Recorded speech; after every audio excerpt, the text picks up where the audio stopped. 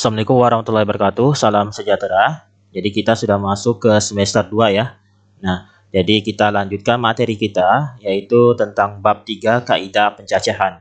Nah, jadi pada pertemuan kali ini kita akan membahas apa itu kaidah pencacahan, apa saja yang tergolong ke dalam kaidah pencacahan, dan bagaimana aturan penjumlahan dan aturan perkalian itu. Ya. Nah, sebelum memulai materi, saya tunjukkan sebuah ilustrasi seperti ini ya. Jadi ada suatu turnamen sepak bola. Jadi setiap tim itu dapat mendaftarkan 23 pemain. Tapi saat permainan atau pertandingan itu hanya bisa dimasukkan 11 orang. Nah, jadi berapa banyak susunan tim yang dapat dibentuk dari 11 orang yang diikutkan pertandingan dari 23 pemain tersedia gitu. Nah, itu berapa tim yang bisa terbentuk. Nah, yang seperti inilah kita bisa menggunakan kaidah pencacahan. Kaidah pencacahan itu apa? Jadi kaidah pencacahan itu adalah perhitungan terhadap banyaknya hasil yang mungkin terjadi dari suatu kejadian. Nah, jadi kita memperhitungkan kemungkinan variasi yang terbentuk dari suatu kejadian itu seperti apa. Nah, yang termasuk dalam kaidah pencacahan itu apa saja? Nah, itu ada aturan penjumlahan, ada aturan perkalian, permutasi, dan kombinasi. Ya, jadi ini materi baru ya. Jadi apa? Um, jadi saya minta kalian memahami materi ini, memperhatikannya dari awal sampai akhir nanti ya. Nah, ini materinya sangat penting sekali karena ini materinya sangat berguna sekali ketika kita menentukan banyaknya variasi suatu susunan kayak gitu. Nah, oke. Oke, kita mulai di aturan penjumlahan. Nah, aturan penjumlahan itu seperti apa? Misalkan nih, Andi itu memiliki 5 kemeja dan 4 kaos. Pada saat berpergian, Andi harus memakai salah satu dari kemeja atau kaos. Ada berapa pilihan dapat dipakai Andi? Itu. Nah, jadi nanti Andi ini bisa memilih salah satu dari 5 kemeja. Dan Andi bisa memilih salah satu dari 4 kaos. Karena Andi ini harus memakai salah satunya, ya kan, kemeja atau kaos, maka nanti pilihan Andi itu banyak pilihannya, itu sebesar 5 tambah 4 sama dengan 9. Jadi ada 9 pakaian yang dapat digunakan Andi saat bepergian nanti, kayak gitu. Bisa dipahami ya? Kemeja dan kaos. Kemejanya ada 5, kaosnya ada 4, kayak gitu. Karena Andi ini harus memakai salah satunya, maka nanti pilihan Andi itu ada 9. Nah, ini tinggal jumlahkan 5 tambah 4 sama dengan 9. Nah, inilah yang dinamakan aturan penjumlahan. Jadi ada cirinya. Ada cirinya suatu soal itu atau permasalahan itu kita menggunakan aturan penjumlahan. Jadi misalkan kejadian pertama mempunyai M hasil yang mungkin, lalu kejadian kedua mempunyai N hasil yang mungkin, jika salah satunya harus terjadi, ya. Salah satunya harus terjadi seperti kasus Andi ini. Jadi dia mau pakai kemeja atau kaos, salah satunya. Maka nantinya kita gunakan aturan penjumlahan. Jadi kita tinggal jumlahkan M kejadian ditambah dengan N kejadian. Jadi seperti ini 5 ditambah 4. Nah, itulah yang dinamakan aturan penjumlahan. Salah satunya harus terjadi. Nah, gitu ya, aturan penjumlahan. Diingat konsep itu, jadi kalau salah satunya terjadi, itu aturan penjumlahan.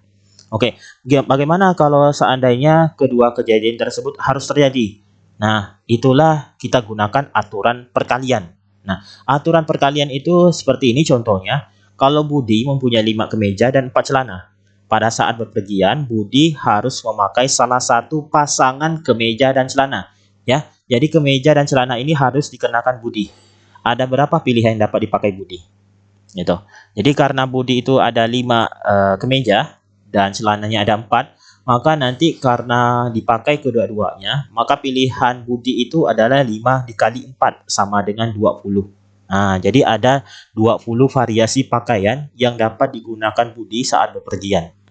Jelas ya? Jadi ini kedua-duanya itu harus terjadi. Jadi kedua-duanya kemeja dan celana itu harus dipakai Budi saat bepergian nanti, yang itu. Nah, jadi kalau kedua-duanya harus terjadi, kejadian pertama M hasil mungkin yang harus terjadi dan N hasil yang mungkin pada kejadian kedua itu harus terjadi juga, maka nantinya kita gunakan aturan perkalian yaitu M dikali N. Gitu ya. Nah, jadi kalau kedua-duanya harus terjadi, kita gunakan aturan perkalian. Nah, diingat sesuai namanya aturan penjumlahan. Salah satunya harus terjadi, berarti kita jumlahkan dua variasi kejadian tadi. Kalau kedua-duanya harus terjadi, berarti kita gunakan aturan perkalian, gitu ya. Nah, kita kalikan kedua hasil yang terjadi nanti, gitu ya. Oke. Nah, kalau aturan penjumlahan sama aturan perkalian itu hanya sekedar menentukan banyaknya variasi. Bagaimana kalau kita diminta untuk mendaftarkan semua variasinya? Seperti tadi kasus apa? Kasus Budi memakai kemeja dan memakai celana. Ada berapa variasinya? Tadi 20 ya. Nah, apa saja variasi itu? Nah, kalau menentukan apa saja variasi tersebut, kita bisa gunakan tabel atau diagram pohon untuk memudahkan kita ya. Nah, contohnya seperti ini ya. Misalkan ada timnas Indonesia nih punya dua kaos warnanya merah dan putih. Lalu tiga celana merah, putih, hijau. Maka nanti variasi pakaian yang dapat digunakan itu ada berapa? Nah, ini menurut kalian pakai aturan penjumlahan atau aturan perkalian? Aturan perkalian ya, karena dua-duanya harus terjadi. Kaos dan celananya harus dipakai. Jadi 2 dikali 3. Jadi ada 6 nantinya. Ya. Nah, ada 6 variasi. Lalu di sini diminta variasi pakaian apa saja yang dapat digunakan. Nah, jadi kita gunakan tabel atau diagram pohon. Ya. Kalau tabel seperti ini, misalkan yang baris ini itu celananya merah, putih, hijau. Lalu kolom ini merah, putih, kaos ya. Jadi variasi yang bisa digunakan itu bisa kaos merah, celana merah, kaos merah, celana putih, kaos merah, celana hijau, kaos putih, celana merah, kaos putih, celana putih, kaos putih, celana hijau, gitu. Ya, itu variasi yang bisa digunakan timnas Indonesia saat pertandingan, gitu ya. Nah, itu kalau gunakan tabel. Gimana kalau pakai diagram pohon? Diagram pohon seperti ini. Nah, ini misalkan untuk yang pertamanya kaos ya. Kaos itu ada merah, nanti ada putih. Nah, ini misalkan merah dulu. Celananya ada warna merah. Maka kalau kaos merah, celana merah ya, ini ya hasilnya. Kaos merah, celana merah. Lalu celananya ada warna putih, kaos merah, celana putih gitu. Nah, seperti ini sama ya. Kaos merah, celana hijau dan seterusnya. Kalau kaosnya putih, celananya merah. Nah, seperti ini. Nah, oke, jadi sama ada 6 variasi. Variasinya apa saja? Ya, seperti ini. Merah-merah, merah putih, sampai seterusnya putih, hijau. Gitu. Oke, bedakan ya. Kalau diminta menentukan banyaknya variasi dan variasi apa saja yang bisa digunakan, ya. Diminta sebutkan variasi apa saja, gunakan tabel atau diagram pohon. Tapi kalau diminta menentukan banyaknya variasi, gunakan aturan penjumlahan atau aturan perkalian. Perhatikan ciri soalnya itu harus salah satunya atau kedua-duanya terjadi, itu ya. Oke, nah kita ke contohnya supaya lebih jelas. Nah, misalnya contoh 1. Jadi ini ada Andi, Budi, dan Caca. Jadi mereka ini teman sekelas.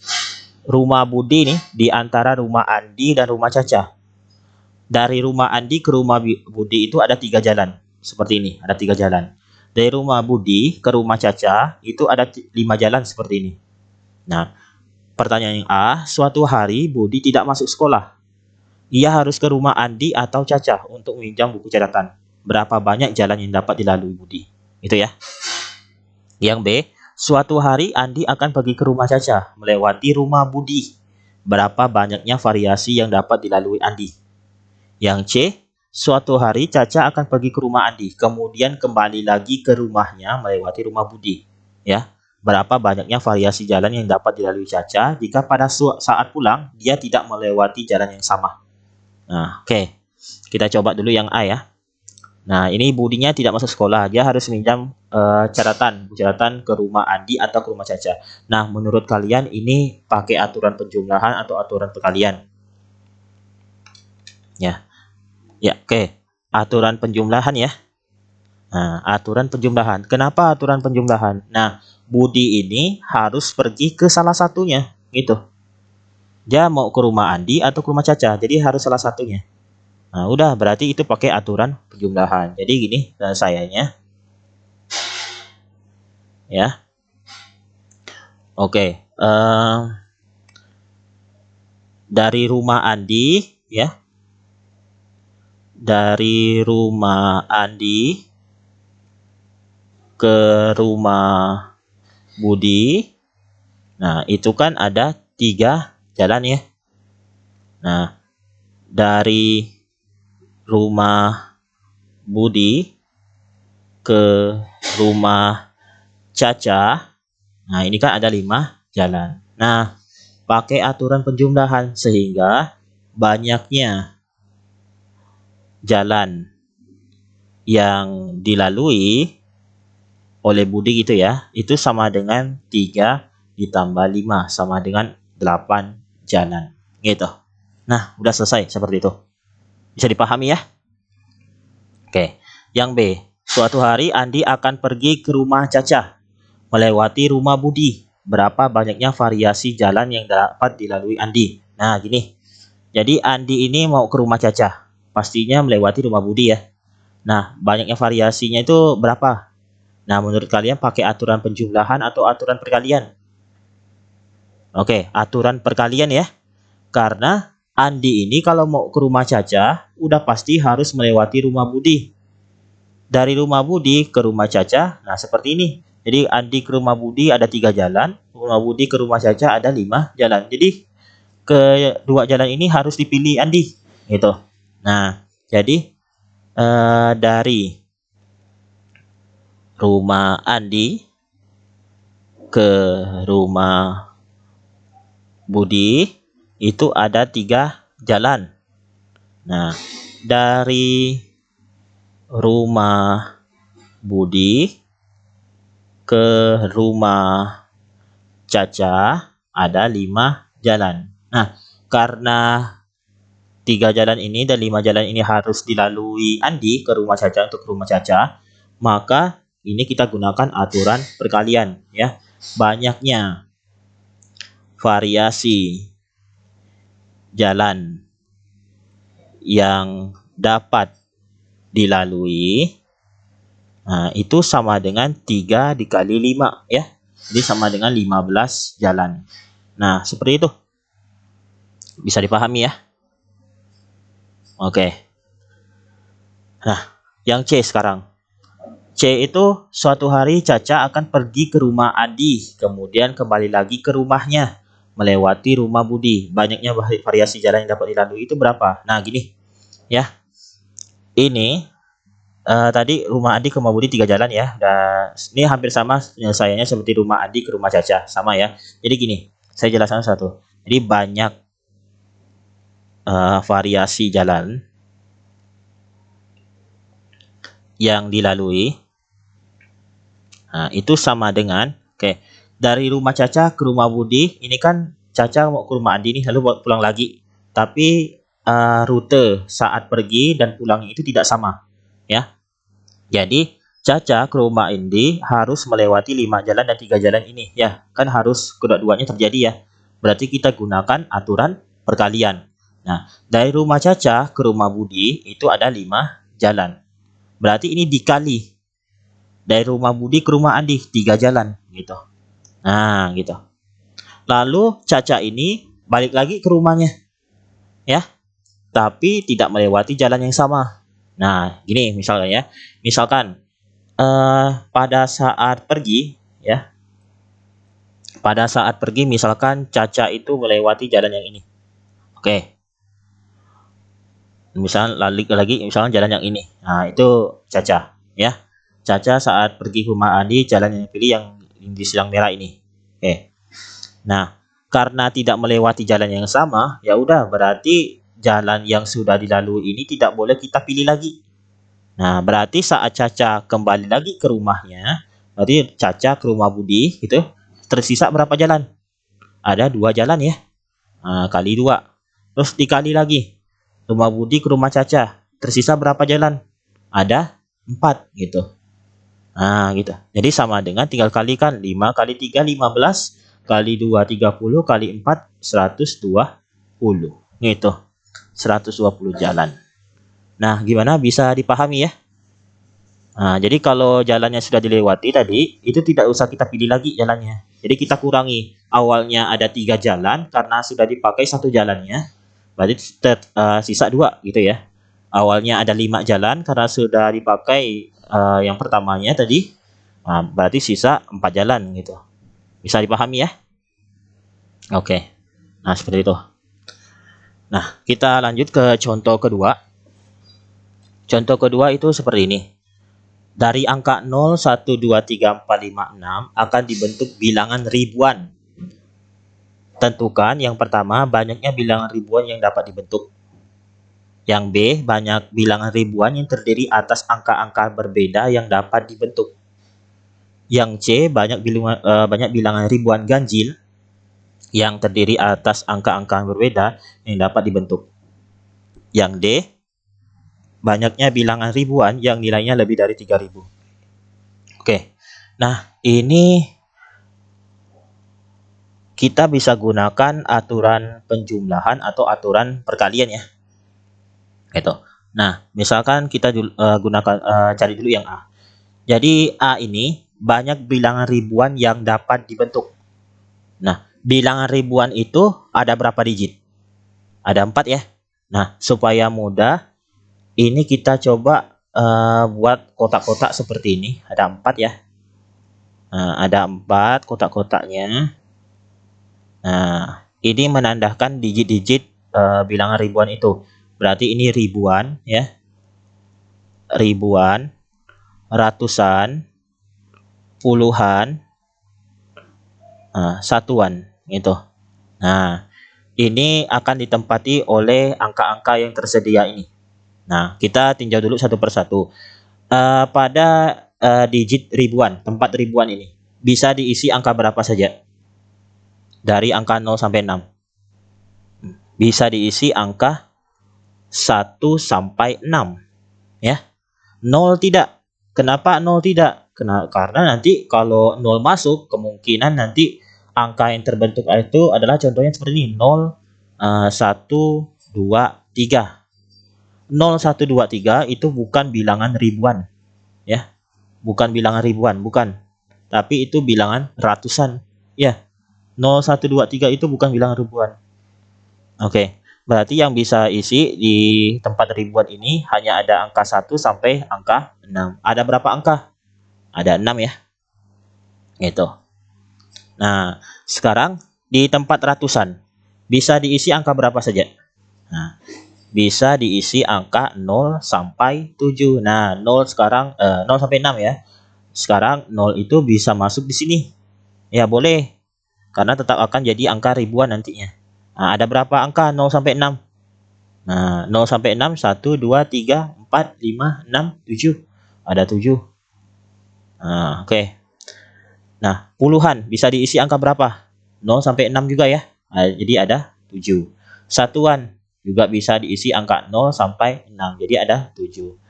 Karena pilihan angka ini semuanya harus terjadi ya, supaya membentuk suatu bilangan ribuan, maka yang kita gunakan adalah aturan perkalian. Jadi banyaknya bilangan itu sama dengan 6 dikali 7 dikali 7 dikali 7. Itu ya. Nah, hasilnya adalah 2058 bilangan. Ada 2058 bilangan yang dapat dibentuk. Ya. Seperti itu ya. Oke. Yang B sekarang. Nah, B. B itu berbeda dengan A ya. Apa yang membedakannya? Jadi kalau A itu dibolehkan angka yang sama, tapi kalau yang B itu tidak dibolehkan angka yang sama. Jadi angka-angkanya itu harus berbeda. Maksudnya bagaimana? Kalau ini yang A ya. A itu nanti boleh angka seperti ini. 6, 6, 4, 6 gitu. Nah, jadi angka 6 ini berulang. Nah, jadi boleh yang A. Tapi kalau B, ini tidak boleh angka seperti ini. 6, 6, 4, 6 ini tidak boleh. Kenapa? Karena ada angka yang berulang atau angkanya itu ada yang sama. Nah, jadi yang mau di B itu angkanya seperti ini, misalkan 2, 3, 4, 5 gitu. Kan angkanya tidak sama ya. Nah, tidak ada angka yang berulang gitu. Nah, maksud yang B itu seperti itu. Maka, nah ini caranya sama. Kita buat dulu 4 kotak. Nah, oke. Nah, digit pertama bisa diisi angka berapa saja? Sama ya, 1 sampai 6. Ada berapa angka? Ada 6. Nah, digit kedua bisa diisi angka berapa saja? Bisa diisi angka 0 sampai 6 ya. Nah, tapi ingat ini angkanya tidak boleh sama. Jadi kalau sudah digunakan di kotak pertama, di kotak keduanya jangan digunakan lagi. Sehingga ini kan awalnya ada 7 angka ya.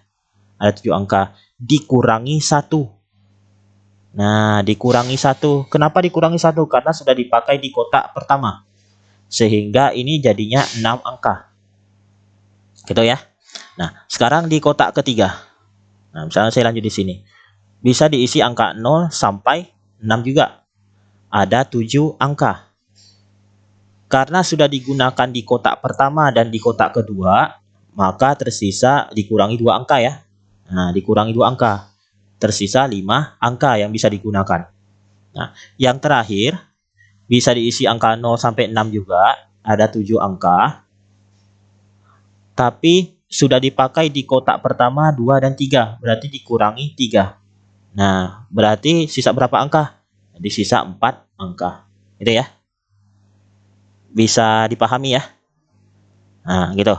Jadi banyaknya bilangan.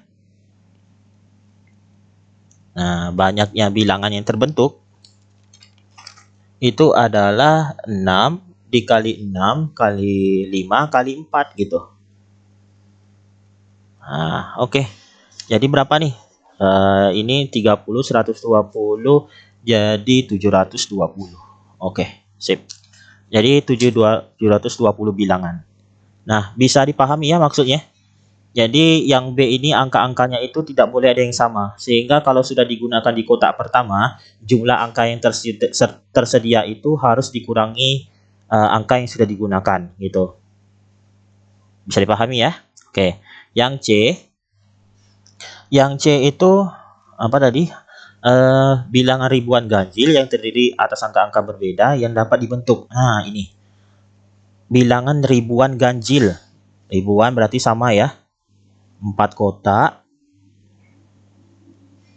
Nah, gitu. Bilangan ribuan ganjil. Nah, jadi ini maksudnya bagaimana? Oke. Kalau kita membedakan ini bilangan genap, bilangan ganjil itu kita lihatnya dari mana? Seperti ini maksudnya ya. Kalau misalkan ada angka 12. Ini genap atau ganjil? Genap ya. Nah, genap. Lalu misalkan 23. Ini genap atau ganjil? Ganjil ya. Nah, lalu misalkan ada 115. Ganjil atau genap? Ganjil ya. Nah, jadi kalau genap atau ganjil, itu cirinya kita lihat digit terakhirnya. Ya, 2 itu genap, 3 itu ganjil, 5 itu ganjil. Gitu. Maka, kita isi dulu di kotak terakhir ini.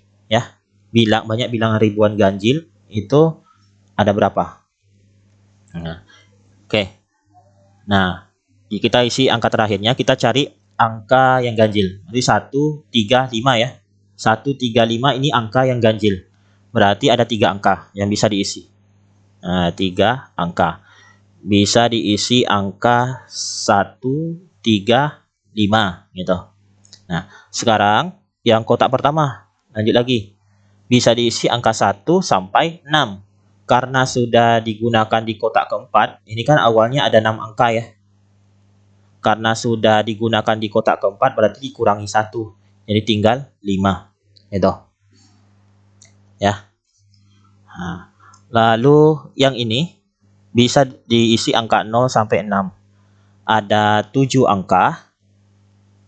Karena sudah digunakan di kotak pertama sama kotak keempat yang ini, berarti dikurangi 2. Jadi tinggal 5. Ya.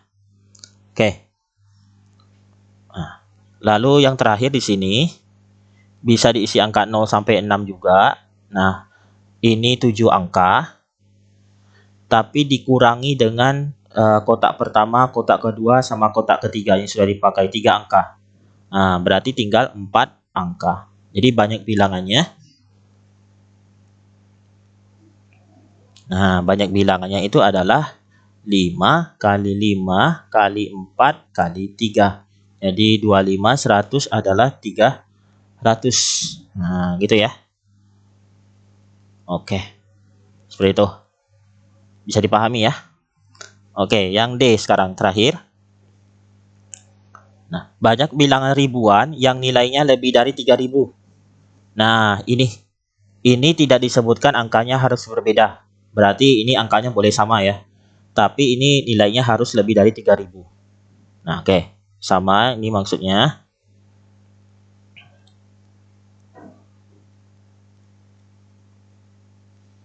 Nah. Oke. Nah, lebih dari 3000. Berarti ini kita lihat dulu di tempat kotak pertama ini. Lebih dari 3000 itu berarti angka yang boleh masuk adalah 3 sampai 6 ya. 3 sampai 6. Betul ya? Kalau nanti bisa diisi angka 0 tidak boleh. 1 nanti kurang dari 3000. Kalau diisi angka 1 nantinya. Kalau diisi angka 2 nanti kurang dari 3000 juga. Maka yang boleh diisi 3 sampai 6. Jadi ada berapa angka 3 sampai 6? Ada 4 ya. Nah, bukan 3. Nah, coba kalian hitung 3 sampai 6. Ada 4 angka. Oke. Nah, sekarang ini bisa diisi angka 0 sampai 6. Berarti ada 7 angka. Jadi tidak mensyaratkan angka-angkanya harus berbeda ya. Nah, bisa diisi angka 0 sampai 6 juga.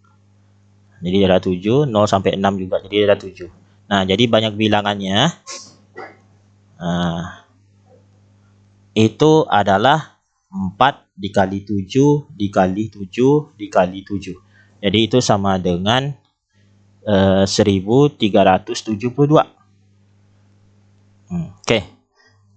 Nah, bilangan ini 1372 itu salah satunya itu nanti ada angka salah satunya itu ada angka atau bilangan 3000. Ya, kan masuk 3000 di sini ya. Oke, nanti kan misalkan 3 di sini masuk angka 3, terus 0 0 0 kan bisa masuk ya. Jadi 3000 tuh masuk di angka 1372 ini salah satunya. Sehingga banyak bilangan yang lebih dari, kan dia mintanya lebih dari 3000 ya. Jadi 3000 ini tidak masuk. Itu sama dengan 1372 dikurangi 1. Jadi hasilnya itu adalah 1371 bilangan. Oke. Bisa dipahami ya.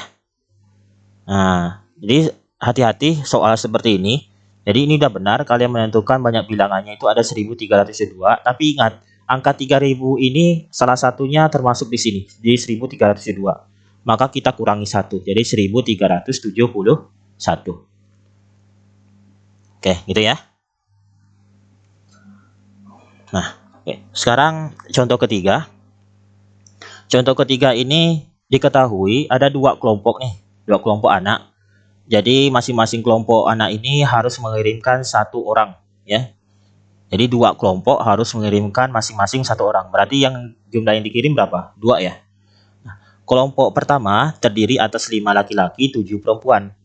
Kelompok kedua terdiri atas 4 laki-laki, 6 perempuan. Nah, pertanyaannya berapa banyak cara pemilihan dua orang tersebut? Nah, yang B, berapa banyak cara pemilihan dua orang tersebut jika harus berpasangan laki-laki dan perempuan? Oke. Jadi gini.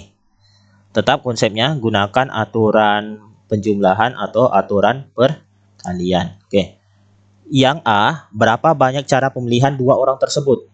Nah, berarti gini maksudnya. Banyak orang di kelompok pertama ya. Itu ada berapa orang? Ada 5 laki-laki, 7 perempuan. Berarti ada 12 orang. Gitu ya. Nah, banyak orang di kelompok kedua itu ada berapa orang? Ada 4 tambah 6, jadi ada 10 orang. Nah, karena kedua kelompok ini harus dipilih, ya, harus dipilih masing-masing satu orang, maka banyak cara pemilihannya. Nah, cara pemilihannya pakai apa? Aturan penjumlahan atau aturan perkalian? Nah, aturan perkalian ya. 12 dikali 10. Jadi ada 120 cara. Nah, gitu. Bisa dipahami ya? Oke, B sekarang. Yang B itu berapa banyak cara pemilihan dua orang tersebut jika harus berpasangan laki-laki dan perempuan? Nah, ini ada dua kasus. Kasus pertama, itu kelompok pertama yang dipilih itu laki-laki. Laki-laki. Jumlahnya ada berapa orang? Nah, jumlahnya ada 5 itu. Ada 5 orang. Kelompok kedua yang dipilih itu adalah perempuan. Jumlahnya ada berapa? Nah, ada 6 ya. Nah, ada 6 orang. Gitu. Nah, ngerti ya maksud saya ya? Jadi kasus pertama itu kelompok pertama laki-laki, kelompok kedua nanti perempuan. Kasus kedua nantinya terbalik. Kelompok pertamanya perempuan, kelompok keduanya laki-laki. Nah, itu ada dua kasus nantinya. Maka banyak cara itu sama dengan 5 kali 6. Jadi 30 cara gitu. Nah, sekarang kasus kedua. Kasus kedua itu kelompok pertama yang dipilih. Nah, ini terbalik perempuannya.